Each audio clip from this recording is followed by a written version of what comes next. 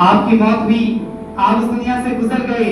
आपकी मेहनत से कमाए हुए पैसे, दौलत, जायदाद, साजो सामान आपके मरने के बाद फौरन आपके बच्चों का हो गया, आपके वारिसों का हो गया। लेकिन इल्म ये एक ऐसी चीज है जो आपके मरने के बाद भी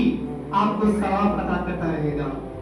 नबी करीम सल्लल्लाहु अलैहि वसल्लम ने फरमाया, इज़ा मातल इंसान इनकता अन्हु अमालुहु इल्ला मिन सलास, के जब इंसान की मौत हो जाती है,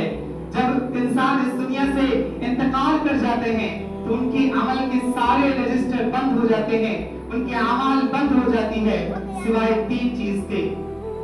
नबी करीम सल्लल्लाहु अलैहि वसल्लम ने फरमाया, इल्ला मिन सदक़तिन जारिया। जो शख्स अपनी जिंदगी में मरने से पहले कोई ऐसा सदका करके गया है जो उसके मरने के बाद भी लोग उसका इस्तेमाल कर रहे हैं, वो जारी वो सारी है, यानी कोई मस्जिद बनवा दिया, कोई मदरसा बनवा दिया, कोई नल लगवा दिया, या फिर कोई ऐसा काम कर गया जो इंसान के मरने के बाद भी इंसान के इस बनाए हुए चीज से लोग फायदा उठा रहे हैं, तो जब तक वो लोग उस चीज से फायदा उठाएंगे तब तक उस शख्स को इसका अजर सवाब मिलता रहेगा।